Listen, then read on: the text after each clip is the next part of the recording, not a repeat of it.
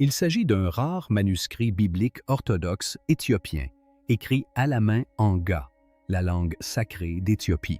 Composé de 52 feuillets et de 102 pages, il a été soigneusement conservé et rédigé par des scribes qui ont consacré leur vie à cette œuvre. Pendant près de 2 ans, un manuscrit a dormi dans les montagnes d'Éthiopie, caché du monde, préservé dans le silence. Il était écrit dans une langue si rare que peu de gens pouvaient le lire que déchiffrer les hiéroglyphes égyptiens. Les hiéroglyphes égyptiens étaient les systèmes d'écriture officiels utilisés dans l'Égypte antique 50 ans plus tard. Ce texte n'était pas destiné au public jusqu'à présent. En 2025, des érudits l'ont enfin traduit. Et leur découverte pourrait bien bouleverser tout ce que nous pensions savoir sur Jésus. 40 jours d'enseignement après la résurrection. Des secrets sur la vie, la mort et l'âme humaine qui n'ont jamais été consignés dans la Bible. Vous savez, la Bible, ce livre unique en son genre. Mais pourquoi ce savoir a-t-il été caché si longtemps? Et que révèle-t-il sur le christianisme qu'on nous a appris à croire? Il ne s'agit pas simplement d'histoire, c'est une histoire de pouvoir, de préservation et d'un savoir que le monde n'aurait jamais dû connaître. Aujourd'hui, nous allons explorer la voie perdue de la résurrection. Permettez-moi d'être précis sur le sujet abordé, car la précision est essentielle lorsqu'il est aussi important. Le texte s'intitule « Le Mashafa Kidan », ce qui se traduit par le Livre de l'Alliance. Il fait partie du canon scripturaire de l'Église orthodoxe éthiopienne Tewahedo depuis la création de ce canon. Il n'a jamais été interdit. Il n'a jamais été déclaré hérétique. Il n'a jamais été caché dans une grotte ni enfermé dans un coffre-fort. Il était accessible à tous, couramment utilisé et lu à haute voix dans les églises et les monastères éthiopiens pendant plus de 1500 ans. La raison pour laquelle le reste du monde l'ignorait est d'une simplicité déconcertante. Il était écrit en ga et presque personne en dehors du clergé éthiopien ne savait lire le ga. Malgré toute son ambition, l'érudition occidentale s'est concentrée pendant des siècles presque exclusivement sur les manuscrits grecs, latins et hébreux. Si un texte n'était pas écrit dans l'une de ces trois langues, c'était comme s'il n'avait jamais existé. Le christianisme éthiopien, bien qu'étant l'une des plus anciennes traditions chrétiennes continues au monde, était au mieux considéré comme une curiosité, au pire totalement ignoré. Les érudits étudiaient l'architecture éthiopienne et oubliaient les écritures éthiopiennes. Ils admiraient les églises taillées dans la roche sans jamais se demander ce qui s'y lisait. Le Mashafa Kidan recèle un élément unique dans le monde chrétien. Il décrit les 40 jours entre la résurrection de Jésus et son ascension, une période que la Bible occidentale mentionne sans l'approfondir. Dans les récits évangéliques les plus connus des chrétiens, la résurrection est traitée comme une simple conclusion. Jésus se lève, apparaît à quelques personnes, qui lui donnent quelques instructions, puis monte au ciel. Le récit s'accélère comme si les auteurs étaient pressés d'en finir. Mais le texte éthiopien ralentit le rythme. Il s'attarde sur ces 40 jours, à la manière d'une caméra qui s'attarde sur une scène cruciale que d'autres cinéastes auraient coupée. Et ce qu'il saisit dans ce cadre prolongé, c'est un Jésus qui accomplit quelque chose que la tradition occidentale néglige presque totalement. Il n'accomplit pas de miracle pour prouver sa vie. Il ne fait pas d'apparition publique pour convaincre les sceptiques. Il enseigne en privé, intimement, directement. Il est assis avec ses disciples les plus proches et leur montre comment voir le monde autrement. Non pas quoi croire, mais comment percevoir. La distinction entre ces deux choses est la faille qui divise en deux toute l'histoire du christianisme. Et les enseignements du Mashafa Kidan ne sont pas des arguments théologiques, mais des instructions spirituelles. Jésus parle du silence comme d'une technique sacrée, non pas l'absence de son, mais une pratique active qui ouvre un canal entre l'esprit humain et ce que le texte décrit comme la lumière vivante. Il décrit la prière non comme une liste de demandes adressées au ciel, mais comme un alignement géométrique de l'âme, un repositionnement de la conscience qui permet de recevoir ce qui est déjà donné. Il parle de la perception comme du véritable miracle, disant à ses disciples que la plupart des gens ont les yeux voilés par la peur et que la vraie vision vient des cœurs ouverts par l'émerveillement. Un passage dit « Vous demandez des preuves, mais je vous donne la perception. Vous cherchez des signes, mais je vous donne le silence. » Cette seule phrase suffit à bouleverser 15 siècles de débats théologiques, car elle suggère que tout l'appareil de la foi, fondé sur les preuves, les reliques, les arguments, la quête acharnée d'une preuve historique de la résurrection, n'a jamais été l'essentiel. L'essentiel, c'était la transformation. L'essentiel, c'était d'apprendre à voir. L'empire qui ne pouvait toucher. Pour comprendre pourquoi ce texte a survécu en Éthiopie et nulle part ailleurs. Il s'agit d'un rare manuscrit biblique orthodoxe éthiopien écrit à la main en lurg, la langue sacrée d'Éthiopie. Il est nécessaire de se rendre à l'évidence. L'éducation occidentale a occulté pendant des siècles une vérité fondamentale. L'Éthiopie n'a pas reçu le christianisme de Rome. Elle ne l'a pas hérité de Constantinople. L'Éthiopie était chrétienne bien avant que ces deux empires n'adoptent officiellement cette foi. Au début du IVe siècle, sous le règne du roi Ahana du royaume d'Aksum, l'Éthiopie déclara le christianisme religion d'État. En effet, cela se produisit au moins 50 ans avant que l'empereur romain Théodose ne fasse de même en 380 après Jésus-Christ, soit un demi-siècle plus tard. Alors que Rome débattait encore du sort des chrétiens, les appelant à être livrés aux lions ou à une place à table, l'Éthiopie avait déjà bâti des églises, ordonné des évêques et entrepris la traduction de textes sacrés en gaélique, une langue plus ancienne que le latin. Et c'est pourquoi cette chronologie change tout. Lorsque l'Empire romain adopta finalement le christianisme, il fit ce que font toujours les empires. Il uniformisa ses pratiques. Elle s'est centralisée. Elle a convoqué des conseils où des hommes occupant des postes de pouvoir politique siégeaient dans des salles et votaient pour déterminer quels livres étaient d'inspiration divine et lesquels étaient dangereux. Le concile de Nika, en 325 après Jésus-Christ, n'était pas une simple réunion spirituelle. C'était un projet impérial.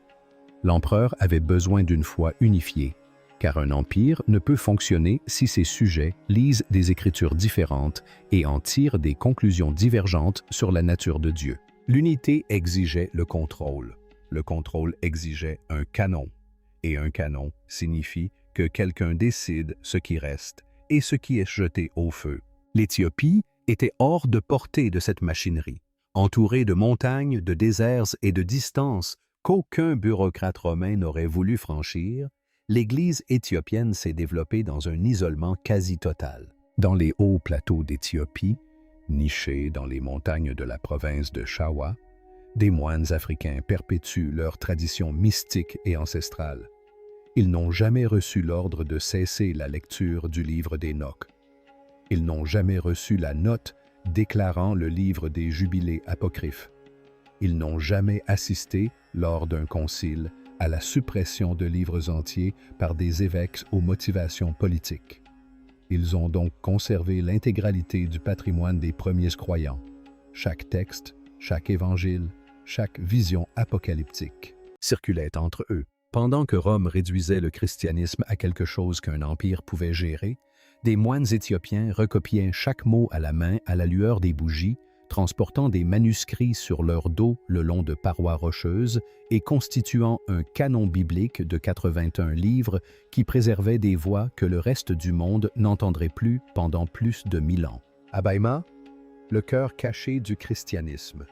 Dans les hauts plateaux éthiopiens, perché sur une montagne où l'air est raréfié et le silence absolu, se dresse le monastère d'Abaïma.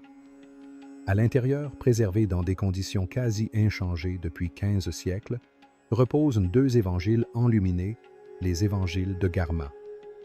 En 2010, la datation au carbone 14 a confirmé ce que les moines éthiopiens affirmaient depuis des générations. Ces manuscrits ont été réalisés entre 390 et 570 de notre ère. Ils figurent ainsi parmi les plus anciens manuscrits chrétiens enluminés au monde. Plus anciens que le livre de Kells, plus anciens que les évangiles de Lindefarne, plus anciens que la quasi-totalité des Bibles enluminées produites par le christianisme européen. Il ne s'agit pas de primitifs essais de reliure, mais d'œuvres d'art exceptionnelles. Les pages sont en peau de chèvre préparée et teintes avec des pigments naturels qui ont conservé leur éclat pendant plus de 500 ans. Les illustrations représentent des scènes des évangiles dans un style typiquement éthiopien, sans aucune influence des traditions artistiques byzantines ou romaines. Les figures dégagent une force et une intensité spirituelle qui relèvent moins de la décoration que de la dévotion incarnée.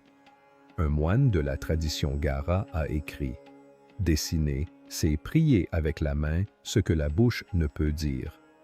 Ces livres n'ont pas été créés pour impressionner les visiteurs ni pour afficher la richesse. Ils furent créés comme acte de culte. Chaque page est une méditation, chaque illustration une prière. La portée des évangiles de Germain dépasse largement leur époque. Ils témoignent d'un fait que l'historiographie occidentale a constamment minimisé. Alors que l'Europe entrait dans la période communément appelée le Moyen Âge, que l'Empire romain d'Occident s'effondrait et que l'alphabétisation européenne chutait, les chrétiens éthiopiens produisaient des manuscrits enluminés d'une remarquable sophistication.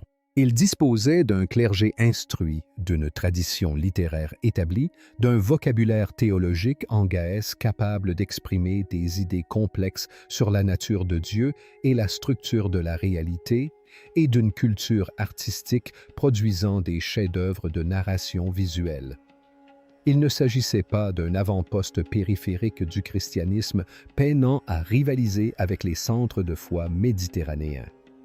C'était une civilisation parallèle, pleinement formée, profondément enracinée et, à bien des égards, plus avancée dans la préservation de la pensée chrétienne primitive que tout ce qui se développait en Europe à la même époque. L'idée que le christianisme se soit répandu d'ouest en est, de Rome vers le reste du monde, n'est pas seulement une simplification excessive, elle est fausse. Le christianisme s'est épanoui simultanément en de nombreux lieux, et l'un de ses premiers et plus éclatants développements a eu lieu dans les hauts plateaux d'Afrique de l'Est, comme en témoignent des manuscrits encore lisibles aujourd'hui.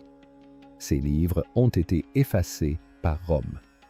Examinons ce qui a été précisément retiré et pourquoi, car les détails sont importants. Le livre d'Hénoch, connu dans la tradition éthiopienne sous le nom de Premier Hénoch, était l'un des textes les plus lus du monde antique. Il est cité directement dans le Nouveau Testament. L'Épître de Jude, présente dans toutes les Bibles imprimées, contient une citation directe d'Hénoch. Il ne s'agit pas d'une paraphrase ni d'une interprétation, mais d'une citation mot pour mot d'un livre que l'Église occidentale a par la suite déclaré non biblique. Le livre d'Hénoch fut lu par les premiers chrétiens. Les pères de l'Église y firent référence. Il influença l'imaginaire apocalyptique qui donna naissance au livre de l'Apocalypse, puis il fut supprimé. Les raisons invoquées étaient d'ordre théologique. Le livre était trop mystique, trop visionnaire. J'étais trop préoccupé par les rouages du ciel et les mouvements des êtres célestes. Mais la véritable raison était d'ordre structurel. Hénoch décrit une relation directe entre l'humanité et le divin, qui ne requiert aucune médiation institutionnelle. Il décrit des visions que tout chercheur dévoué peut recevoir. Il décrit un cosmos vibrant de la présence divine, accessible non par les prêtres et les rituels, mais par la dévotion et la transformation intérieure. Pour une institution qui fondait son autorité sur l'affirmation qu'elle seule détenait les clés du salut, cela était inacceptable. Le livre des Jubilés relate une histoire similaire. Il reprend le récit de la Genèse, mais y intègre un calendrier sacré et une structure spirituelle qui inscrit toute l'histoire dans un dessein divin. Il ne se contente pas d'affirmer que Dieu a créé le monde. Il décrit comment l'architecture de la création reflète un ordre mathématique et spirituel que les humains peuvent apprendre à percevoir. Le livre des Jubilés a exercé une profonde influence, tant dans le judaïsme primitif que dans le christianisme primitif. Lors de la découverte des manuscrits de la Mer Morte, plusieurs exemplaires du livre des Jubilés y furent trouvés, confirmant son importance pour certaines communautés juives, tant avant qu'après Jésus. Mais, à l'instar du livre d'Hénoch, il fut exclu du canon occidental, jugé trop complexe, trop mystique, trop puissant pour les croyants qui risquaient de croire pouvoir appréhender les mystères du divin sans intermédiaire. L'Éthiopie conserva ces deux livres non comme lecture complémentaire, ni comme documents historiques, mais comme textes sacrés fondamentaux. L'Église orthodoxe éthiopienne considère les livres d'Hénoch et des Jubilés comme faisant partie intégrante de sa Bible canonique, au même titre que la Genèse ou les Évangiles. Ils sont intégrés au calendrier liturgique, mentionnés dans les sermons étudiés par les moines et considérés comme essentiels à la compréhension de la foi chrétienne, au même titre que n'importe quel texte du Nouveau Testament. Les moines qui ont préservé ces livres n'étaient pas des rebelles. Ils ne faisaient pas de déclarations politiques. Ils n'avaient tout simplement jamais reçu la directive de Rome leur ordonnant de cesser de lire. Et parce qu'ils n'ont jamais cessé, ils ont préservé une version du christianisme qui inclut des voix que le reste du monde n'a pas entendues depuis plus de 1000 ans. Des voix qui parlent de la nature de l'âme, de la structure du ciel, des mécanismes de la prière ou de la possibilité que chaque être humain porte en lui un fragment de lumière divine qui attend d'être reconnu. Ce ne sont pas des idées marginales, ce sont les idées les plus anciennes du christianisme. Il se trouve qu'elles ne subsistent qu'en un seul endroit, la résurrection comme transformation. Nous revenons maintenant au Mashafakidam, car tout ce dont nous avons parlé, la nation oubliée, les anciens évangiles, les livres mis au rebut, tout cela nous ramène à ce texte unique et à la question qu'il soulève, une question que l'Église occidentale n'a jamais sérieusement posée. Dans la tradition occidentale, la résurrection est un événement. Point final. Cela s'est produit un dimanche matin aux abords de Jérusalem. Une pierre a été roulée. Un tombeau était vide. Et le fondement théologique de toute la foi chrétienne repose sur la croyance en cet événement.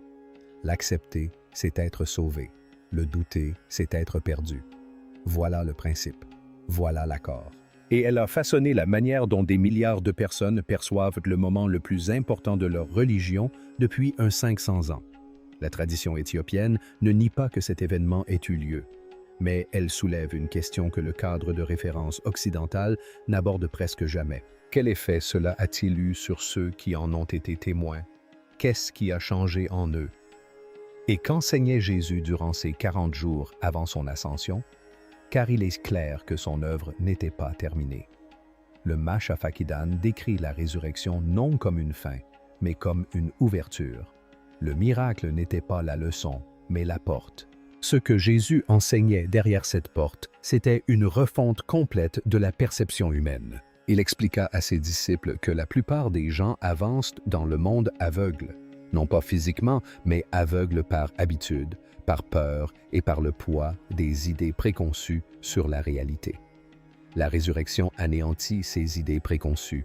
Si la mort elle-même peut être vaincue, alors toutes les autres limites que vous avez acceptées sont également négociables. Le texte décrit des pratiques spécifiques, le silence comme discipline qui ouvre un canal intérieur, le jeûne comme un amincissement du mur entre le corps physique et ce que le texte appelle le corps de lumière, la prière comme alignement et non comme demande. Et une seule phrase suffit à tout saisir en une seule image. Ceux qui suivent le soleil sans jamais en voir la lumière ne sont pas encore ressuscités. On peut passer toute une vie entourée de sacré sans jamais le percevoir. La résurrection, dans cette tradition, est le moment où l'aveuglement se dissipe. Non pas croire que la lumière existe, mais la voir réellement. Non pas une transaction, une transformation, non pas quelque chose qui s'est produit une fois dans un tombeau, mais quelque chose qui attend de se produire en chaque être humain vivant. L'Évangile dans son intégralité. Ce que nous contemplons réellement, c'est un tournant décisif survenu il y a près de 2000 ans. Le christianisme a commencé comme une unique graine semée dans le même sol, porteuse du même code génétique.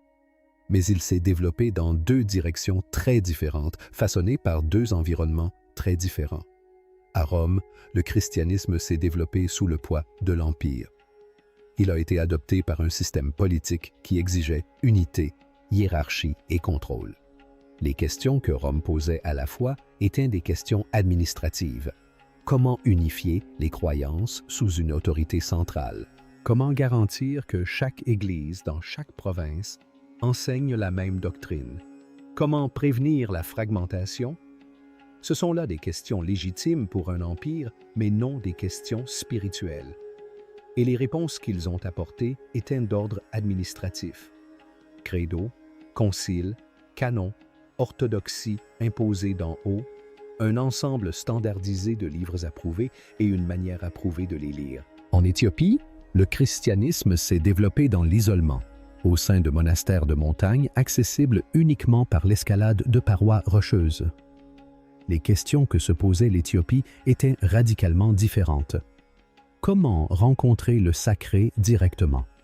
Comment cultiver une vie intérieure réceptive à la présence de Dieu? Comment préserver chaque voix, chaque vision, chaque texte porteur de révélation, sans prétendre juger quelles révélations sont opportunes et lesquelles ne le sont pas? Les réponses éthiopiennes furent également différentes. Non pas des dogmes, mais des pratiques. Non pas une autorité centralisée, mais une dévotion partagée. Non pas un canon élagué, mais une bibliothèque complète. Le jeûne, le silence, les prières à l'aube, les chants qui résonnent dans les vallées montagneuses au lever du soleil, les liturgies qui durent des heures et qui sont célébrées non pour un auditoire, mais pour Dieu seul. Un prêtre éthiopien a un jour prononcé une phrase qui résume toute cette différence. L'Église n'est pas faite de pierre, elle est faite de souffle, de feu et d'eau, à l'image de la création elle-même. Il ne s'agit pas d'une métaphore, c'est la description d'une théologie vécue, d'une foi qui s'exprime dans le corps, dans les rythmes du quotidien, dans la sensation physique du jeûne et la résonance audible de la musique sacrée. Le christianisme occidental s'est organisé. Le christianisme éthiopien s'est incarné. Aucun des deux chemins n'est mauvais, mais seul l'un a préservé l'intégralité des archives. Et maintenant que ces archives sont traduites et étudiées, le monde découvre que la version qui lui a été présentée n'est pas la version complète. C'est une version édulcorée, celle qui a survécu au processus de transformation impériale. La version originale, non éditée et non filtrée, est restée cachée dans les montagnes, gardée par des moines qui n'ont jamais cessé de copier, de lire et de croire qu'un jour, le reste du monde serait prêt à entendre ce qu'ils avaient préservé. La Bible secrète de l'Éthiopie. Il y a une raison pour laquelle cela résonne si profondément à ce moment précis de l'histoire. Partout dans le monde occidental, les gens quittent les religions organisées en nombre record. La fréquentation des églises diminue. La confiance dans les institutions s'effondre. Mais le plus fascinant, c'est que la plupart de ces personnes ne deviennent pas athées. Elles ne rejettent pas le sacré. Elles rejettent le cadre. Elles s'éloignent des formules toutes faites, des doctrines qu'on leur demande d'accepter sans les remettre en question, des institutions qui exigent de la croyance mais n'offrent aucune expérience. Elles recherchent quelque chose qu'elles ne peuvent nommer mais dont elles ressentent l'absence. Elles aspirent à la profondeur. Ils recherchent la rencontre. Ils recherchent la transformation, pas seulement l'information. Et c'est précisément ce qu'ils recherchent, conservé dans des manuscrits vieux de 1500 ans. La tradition éthiopienne propose des pratiques, non de simples préceptes. Elle offre le silence, le jeûne, la respiration sacrée, l'harmonie avec les rythmes naturels. Elle offre une vision de la foi qui ne se résume pas à ce que l'on accepte de croire le dimanche matin, mais à la manière dont on apprend à voir au quotidien. Elle présente un Jésus qui n'est pas une figure historique sujette à controverse, mais une présence vivante à rencontrer. Elle présente la résurrection non comme une affirmation exigeant notre ascension, mais comme un appel exigeant notre transformation. Comme l'a récemment observé un théologien, l'avenir de la foi pourrait ressembler davantage au passé de l'Éthiopie. Non pas rigide, non pas dogmatique, mais rythmé, visionnaire et profondément incarné.